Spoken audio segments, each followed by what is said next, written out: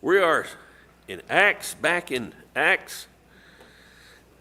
This morning we're gonna go and do some reading in chapter 17. The reason for that, because you might think, wait a minute, weren't we in 14 last week? What's chapter 15 about? Do you remember? 15 is one of those chapters when they talked about what happened in chapter 10. And we had covered 11 and 15 together because those are the two places in Acts where they talk about what happened in chapter 10. What happened in chapter 10? Cornelius was converted. And why is that special? Hey, Katie. First Gentiles to come into the kingdom. And there was controversy over that. And so that controversy was talked about and dealt with, and the Holy Spirit inspired Luke to write about it in chapters 11 and chapter 15. Didn't put it in there once. Could have put one or the other of those in there, but he didn't. He chose to put it in chapter 11 and 15 where they met to talk about that. And so we covered that when we covered chapter 10. I hope you recall. And then last week we talked about the first missionary journey from chapter 14. And since we've covered 15, by the way, when did we cover 16? And this is kind of cheating on my part. We covered 16 Wednesday night in Philippians class. I know, that's not this class, but we'll come back to it. But let's look at some stuff in chapter. Why did we go to 16 and talking about Philippians? Because chapter 16 of Acts is where the church in Philippi was established, and so we went there for that purpose. So we're in chapter 17 this morning. Unless anybody has anything from the previous 16 chapters you want to talk about before we get started. Anybody got anything? Any holdovers, comments, or observations? Nothing? Okay. Everybody wide awake? No? It doesn't matter. We're going to do this anyway. I need somebody for chapter 17, 1 through 9. Who will read 1 through 9? All right, Corey, and then Charles, if you'll take 10 to 18. Wait a minute, is that? No, 10 to 15. I can't read my own writing. Thank you, 10 to 15. And then somebody wrap us up with 16 to 21. Anybody 16 to 21? All right, Jake, good deal. Acts 17, first part of it anyway. Paul is contained as a pastor and Apollos and Apollonia. They came to Thessalonica, where there was a Jewish synagogue. As was his custom, Paul went into the synagogue, and on 3 Sabbath days he reasoned with them from the Scriptures, explaining and proving that the Messiah had to suffer and rise from the dead. This Jesus I am proclaiming to you is the Messiah, he said. Some of the Jews were persuaded and joined Paul and Silas, as did a large number of God-fearing Greeks and quite a few prominent women. But other Jews were jealous, so they rounded up some bad characters from the marketplace, formed a mob, and started a riot in the city. They rushed to Jason's house in search of Paul and Silas in order to bring them out to the crowd. But when they did not find them, they dragged Jason and some other believers before the city officials, shouting, "These men who have caused trouble all over the world have now come here, and Jason has welcomed them into his house. They are all defying Caesar's decree, saying that there is another king, one called Jesus." When they heard this, the crowd and the city officials were thrown into turmoil. Then they made Jason and the others post bond and let them go. The brothers immediately sent Paul and Silas away by night to Berea. And when they arrived, they went into the synagogue of the Jews. Now these people were more noble-minded than those in Thessalonica, for they received the word with great eagerness, examining the Scriptures daily to see whether these things were so. Therefore, many of them believed, along with a significant number of prominent Greek women and men. But when the Jews of Thessalonica found out that the word of God had been proclaimed by Paul in Berea also, they came there as well, agitating and stirring up the crowds. Then immediately the brothers sent Paul out to go as far as the sea, and Silas and Timothy remained there. Now those who escorted Paul brought him as far as Athens, and receiving a command for Silas and Timothy to come to him as soon as possible, they left. Now while Paul was waiting for them at Athens, his spirit was being provoked within him as was beholding the city full of idols. So he was reasoning in the synagogue with the Jews and the God-fearing Gentiles. and in the marketplace every day with those who happen to be present. And also some of the Epicurean and Stoic philosophers were conversing with him. And some were saying, "What would this idle babbler wish to say?" Others, "He seems to be a proclaimer of strange deities, because he is preaching Jesus and the resurrection."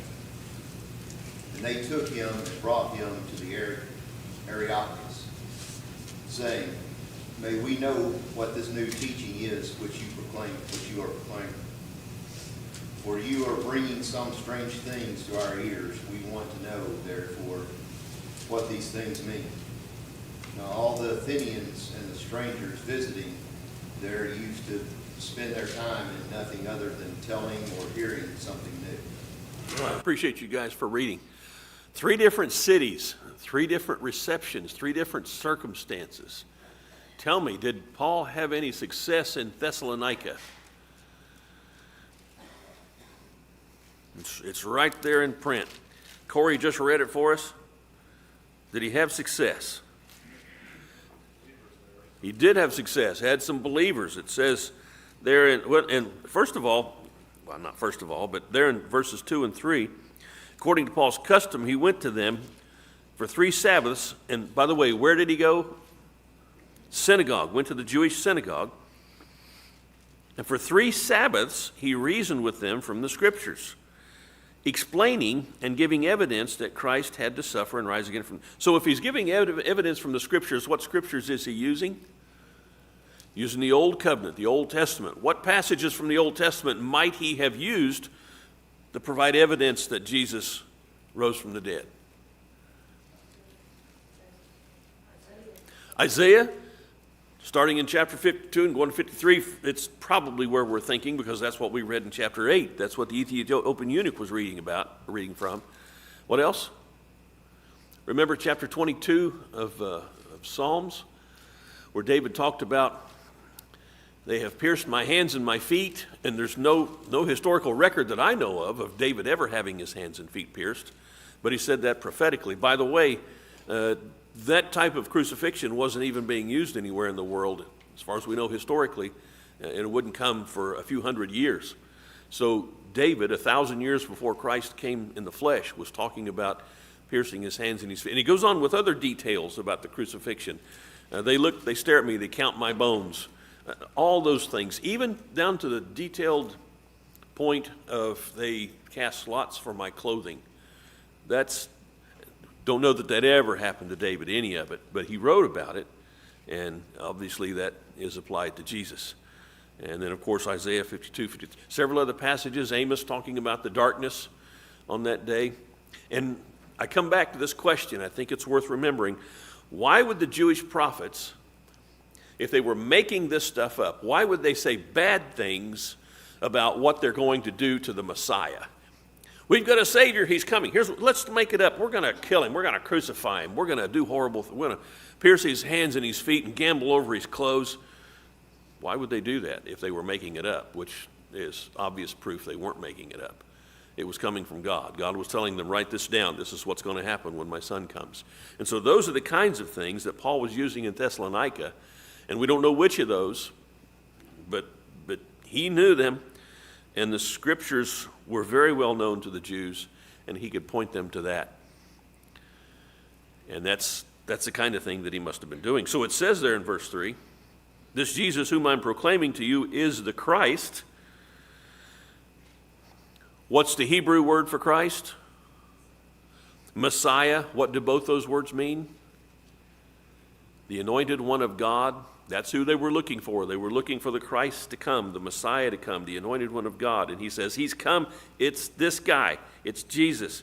Verse 4, some of them were persuaded and joined Paul and Silas, along with a large number of the God-fearing Greeks and a number of the leading women. So we've got success. The gospel's preached. Plenty of people are lapping it up. They say, yes, this is for me. This is the truth. I'm convinced. And then it says, verse 5, the Jews becoming jealous. Jealousy. Why was Jesus crucified? Jealousy. Same thing. Same thing. The Jews becoming jealous, taking along some wicked men from the marketplace. Now think about that. Think about that mentality, the deliberateness of what they're doing. All right, we need to cause a stir. How are we going to do that? Well, let's go down to the marketplace. I know some pretty seedy guys down there. We can get them riled up, and they'll come along with us and cause a stink. And so that's what they did. By the way, we read this and we think about the awful things that were done. And sometimes from this, we get the impression, oh, these Jewish people were awful. But who were the first converts? But the Jewish people from the synagogue. There were others who believed, the Greeks, because Jesus appeals to everyone when you're thinking about it. And by the way, who are all the apostles? They're Jewish guys. So don't let your mind go too far with assumptions about people based on their background, their history. So verse 5 again, when they got this crowd together, got the city set in an uproar, attacking the house of Jason, they were seeking to bring him out to the people. When they didn't find him, they began dragging Jason and some of the brethren before the city authorities, saying, these men have upset the world, have come here also. Wait a minute, they've done what? How did they upset the world?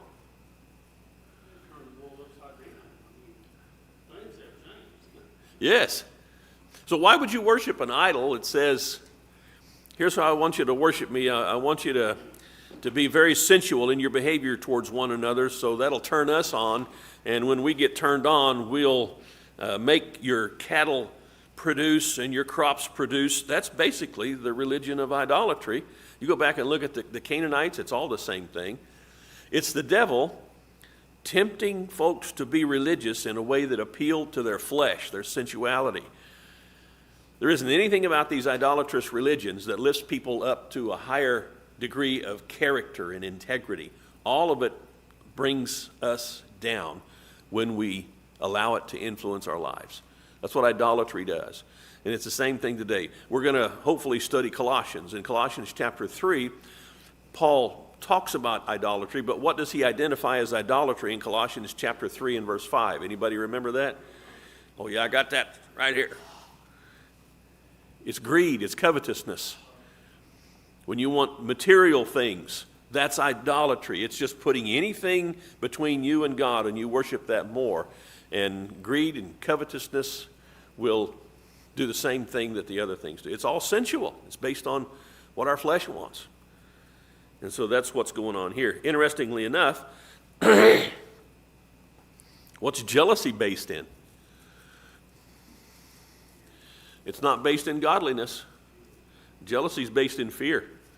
And those people were afraid. The Jews were afraid. The Jews were supposed to be the people of God, following the ways of God. They had the prophets and the law.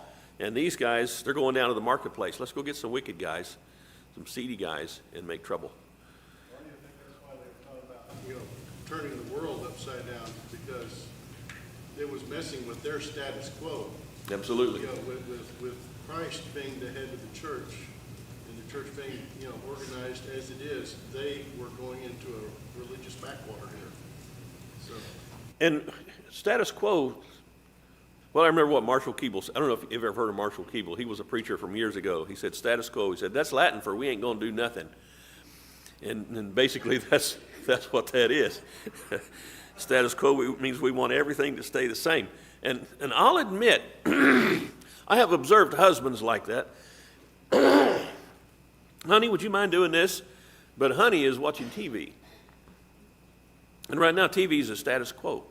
I don't want to stop doing this. I'm comfortable. I'm in my easy chair. I got my coffee, and I'm watching the game or whatever, Cowboys, and I don't want to change. But change is what's called for because the trash has to go out or the yard needs to be mowed or whatever. Don? Yes, as a matter of fact, in Ephesus, that's what made the big stir in Ephesus, because Paul was preaching this gospel that everybody looked at Diana. Wait a minute, Diana doesn't offer a resurrection. Diana doesn't offer eternal life. And these silversmiths are making all these images of Diana and selling them, and they make a good business out of it. So For about 2 hours, the people in the city of Ephesus cried out, "Great is Diana of the Ephesians." Wouldn't it be great if the church for 2 hours would just, "Great is Jesus Christ, the Messiah, King of kings and Lord of lords." But they did that for Diana. And it was lucrative, and that's why they got upset. He was taking away their living. And it wasn't that, this guy's preaching the truth, and we're going to have to change some things. It was, no, this guy's preaching something that means we're going to have to lose some money. When you start focusing on the here and now, you lose your focus on the eternal. Thanks, Don. Good point. Where are we here? Verse 7, when Jason has welcomed them, and they all act contrary to the decrees of Caesar, saying that there is another king. Is that true? Yes, but he wouldn't know. Okay, it's true and it's not true. They were making the fact that Jesus was King of Kings and Lord of Lords into rebellion and traitorous behavior towards Caesar. And Jesus did not come to dethrone Caesar. Yes, facetious. It's a good word. It's even fun to say. Facetious. That's what they were doing, but it was evil because it was the lie. And you can do that. You can tell something that is true, but you tell it in such a way that misleads people and deceives, and it's the nature of it. What's that? Yes. Sometimes you can say the truth, but you'll say it in such a way that you're not getting people to believe truth. You're getting people to believe something that is a lie. And what was in their minds and hearts, I don't know, but they were driven by jealousy. They just wanted to put these guys to silence and get them out of their lives. So they stirred up the crowd and the city authorities who heard these things. It says in verse 8, and when they have received a pledge from Jason, and the translation we heard was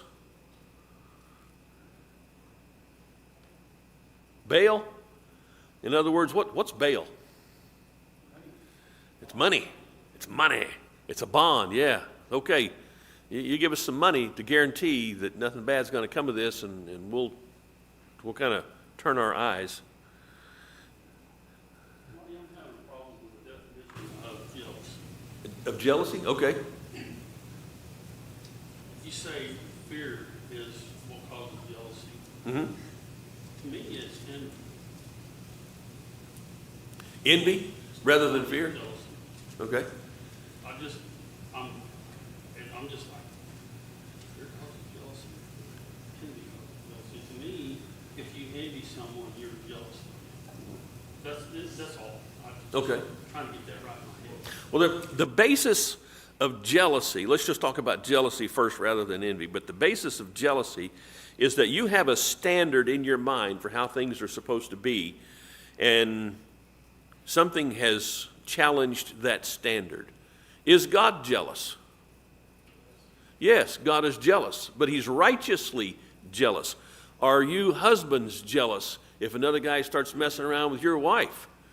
You had better be, because you have every right to be. You're obligated to be, and same thing with you women and another woman messing around with your man. Well, slip there. It was honest. It was honest. But that's how you can understand that jealousy can be a very legitimate thing. But the standard is the key.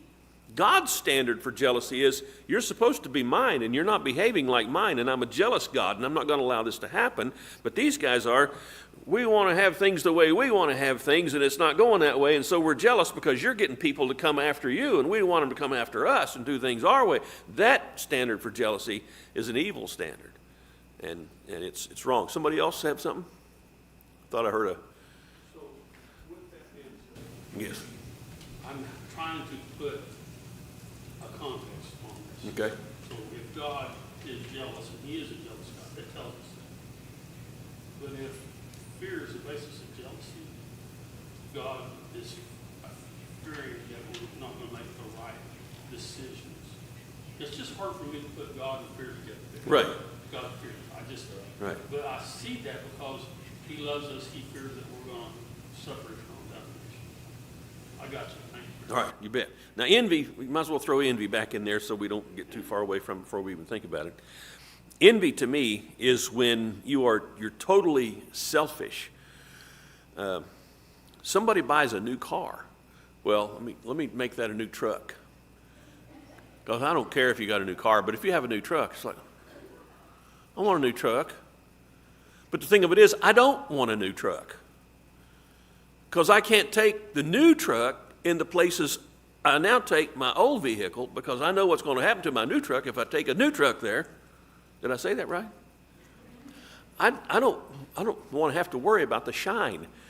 The one I've got now has dents and dings and scratches, so I can take it where I want to take it, and I don't worry about it. But there's still part of me that looks at new trucks and goes, wow, he's got a new truck. I want a new truck. Now, envy is when you go, I should have that instead of him because I'm worth more than him and I deserve it more than him. That's envy. When you can look at somebody with a new truck, wow, good for that guy. That's the Jesus that's in you. When you can look at a new truck or whatever it is, guy marries a beautiful girl, and you say, oh, what a beautiful situation he's got, and she's not only lovely to look at, she's a sweetheart and all that stuff, and then you just see everybody in it. What do we say? The grass is greener? Yeah, we say that. It's not. The guy with the new truck, what's he got? He's got new truck payments. I don't have any payments. I paid mine off a long time ago. It's an 09. It just barely has a CD player in it. So, and I still have to, when I grab the, I'm glad it's got big knobs for the radio because I have to grab it and twist it just a little bit one way so the volume will go up or down, and then I have to, it's a fun truck. I used to have a truck, it was a Chevy C10, 70 model, and people would borrow it all the time for moving and things like that, and I'd have, okay, now here's the list of things. The clutch works, but it's a 3 on the tree. Anybody old enough to know what a 3 on the tree? When you go up out of first gear to go to the second gear, you got to let the clutch out and then put it back in. It's called double clutching, and then it'll go back in the second gear. And don't depend on the brakes too fast. You got to pump them a little bit. It works. They'll work. And don't pay any attention to the gas gauge. Just make sure you put some in it because it doesn't work. You had to counsel people before they would use it because it just had its idiosyncrasies. I miss that old truck. I had another one I bought for $500 out at Bethany. I saw it. I went over. You know, when you go to see a vehicle somebody's selling, you think it's going to be sitting in the driveway or something. He said, "No, come on out. I'll show you in the backyard." I looked out in the backyard and there was a pile of brush. The truck was under the pile of brush. The best paint in the whole truck was in the passenger side floorboard because I noticed there was about 6 inches of mud. How do you get 6 inches of mud in the floorboard? I looked at that and I pried that mud out, and the paint underneath that mud was pristine. It was rusty and everything else. Anyway, that one you had a hood. When we bought another car and traded that one in, it was so. You asked Debbie about this. We drove off the parking lot looking back, and the guys had a Chevy Love truck. The hood has the hinges in the front, and so it opens towards the front of the truck rather than go to the front. And when you closed the hood, you had to put it down, push it over, and then hit it just right, and it would latch. And they were over there trying to get that hood down, and I forgot to tell them about the hood. They'll figure it out. Anyway, why are we talking about that? Because people get jealous about such things. That's why we were talking about that. And people envy other people because of what they have. And if you just take a look around, what does Paul write to the Philippian church? I know this is not Philippians, this is Acts, but what did he say in Philippians? I've learned to be content. That is what life is all about in Christ. Learning to be content. Jesus is my Lord. He's taking care of me. I am content. It doesn't mean to sit around and do nothing, but it means that where you are, learn to live contently with what you have. If you need more, God will provide it in time. But the prophets use this phrase all the time. They use the phrase, wait on the Lord. Those who wait upon the Lord, what will they do? They'll mount up with wings like eagles. And so Paul, as he travels and he's preaching from town to town, and things aren't always going right, what's he doing? He's waiting on the Lord. Waiting on the Lord to give increase. Waiting on the Lord to provide what's needed. That's what he's doing. Did it in Thessalonica. He's going to do it in Berea. He's going to do it in Athens. And God always provides. Where are we here? All right, verse 10, going to Berea. The brethren immediately sent Paul and Silas away by night to Berea. Was night a good time to travel in the first century? It was not. Why did they send him away by night? Luke doesn't say, but we can guess. When they arrived, they went into the synagogue. You got it. And it says, these were more noble-minded than those in Thessalonica. For what did they do? They looked at the Scriptures. Now, wait a minute. Did he have any success in Thessalonica, back in the other town? He did. He had success. People believed. They embraced the gospel, even among the leading women there. But there's something about what they're doing in Berea that is even more noble than what they did in Thessalonica. And what's the more noble thing? They're examining the Scriptures. They're looking at what's written in the book. And what Scriptures did they have? They had the Old Testament. And they looked at that, and Luke is inspired by the Holy Spirit. Write down that those folks were more noble because they kept looking in that book. How often? Daily, to make sure that what they were being told was so. They also had the revelation that they would receive Paul. Okay? The Holy Spirit. Yes. And who knows how much they had written down, or how much Paul had written down, because he had spent 3 years with the Lord. That's what he'll write about in Galatians. So there's a lot of information there, but they're looking into the Scriptures, and I believe what we're being led to believe here is that it's the Old Covenant Scriptures, which are so prolific with things that lead us to see the church as the reality that the Old Covenant was a shadow of. And that's another aspect of this. Verse, yes. Number of the leading women, and then it's going to say the prominent women. Yes. Have received the word.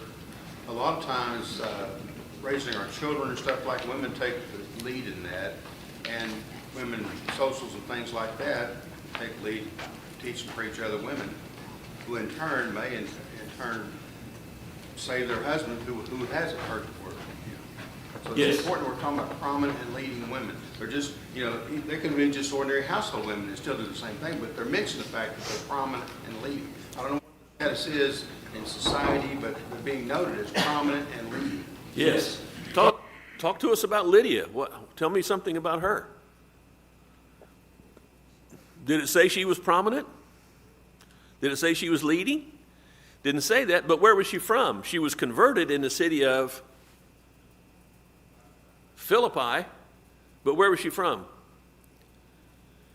She was from Thyatira. Who did she bring with her when she came to Philippi? Her whole household. What did she do for a living?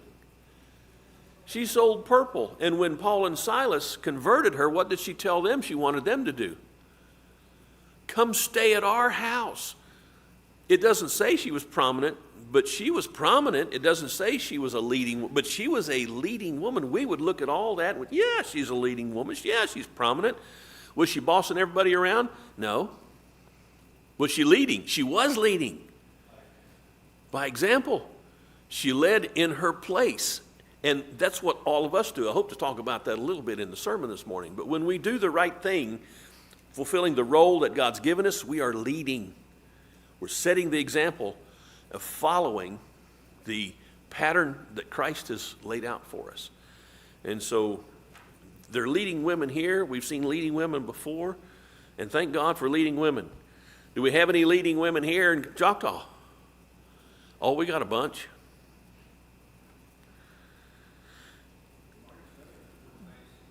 Women and men, put them on an equality. And one's not higher than the other. Right. They're noted as both leading and serving God. Different roles. but the same status in the eyes of God as far as value, importance. Where are we here? Verse 12. That's what we've been talking about, verse 12. Verse 13, but when the Jews of where? Thessalonica found out that the word of God had been proclaimed by Paul and Berea also, they came there as well, agitating and stirring up the crowds. And then immediately the police were called, and they told those people from Thessalonica, you get back where you belong and you leave these folks alone. You stop meddling in their affairs. No, that doesn't say that, does it? So it's frustrating to see this. But what's happened? The seed has been planted. The church is getting its start. We were in Thessalonica, and the ones in Berea were more noble in Thessalonica. But do you remember reading the letters Paul wrote to the church at Berea? No, we don't have anything like that, do we? If he did write letters to them, but do we have letters that he wrote to Thessalonica? Yeah, there was a church there. He wrote to them twice, at least. So, yeah, the work is going on. It's not being stopped. Yes? What that makes me think of is if somebody busts into your house to do some harm, you're allowed to defend yourself. But in most places, if you then chase that man out of your house and down the street, Right. that's no longer self-defense. That's attempted murder, or murder depending on how good a shot you are. Unless you're really worried about them coming back, and then it's okay to chase them down the street and shoot them. Because That's what I think of as it wasn't enough. That I can kind of understand why the Jews would chase him out of Thessalonica, but then to go after him into neighboring towns. Mm-hmm. That's where I think, I mean, they crossed the line to begin with, but there they crossed the line from self-defense to we're trying to hurt this guy. right. Now, if the whole... For advantage. Yes, they want something that's not legit, because the Holy Spirit did inspire Luke to write down, they did it in Thessalonica because they were jealous. They weren't following God's standard. It wasn't because, well, we hold to the law of God and we think you're transgressing the law of God and we don't want people to be misled to believing something that God's not given us. So we're going to throw you out of our town, and we're going to go to this next town, Berea, and we're going to make things tough for you there because we have such a love for God. No, Luke's already told us. It was jealousy. It was jealousy. That's what it was. It was worldly thinking that twisted their view of God into something that conformed to this world. It wasn't transformed by renewed minds. It was conformed to this world, and they were behaving no better than the people in Ephesus, or the people, remember when the people thought they called Paul Zeus, and what did they call Barnabas? Let's go back here and take a quick look at that.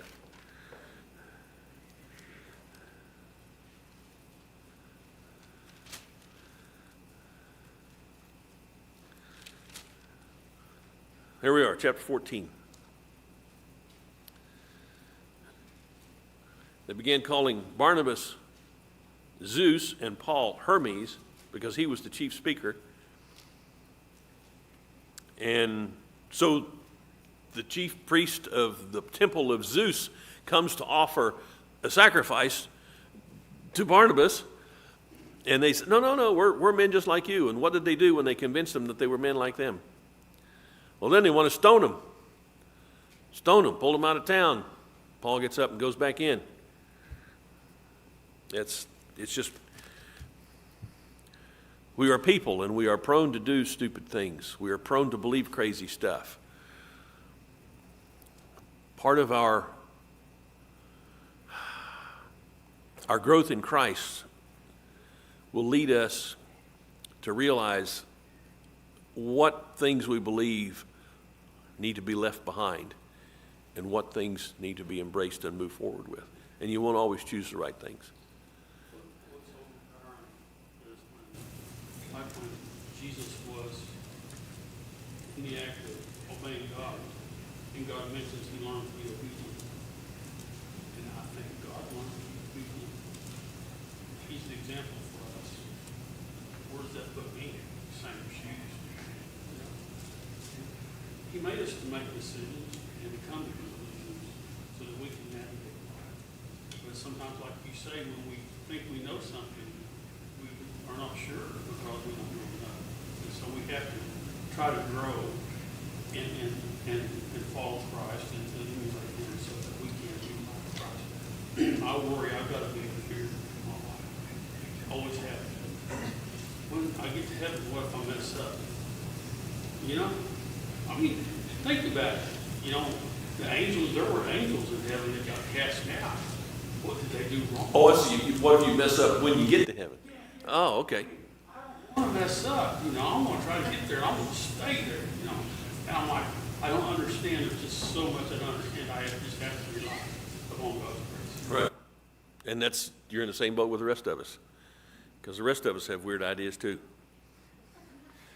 I just nicely said your idea was weird, but, but I don't know how nice it was.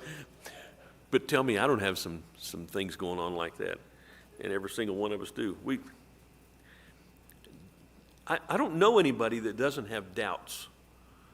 It's what we do with our doubts. You keep pressing on.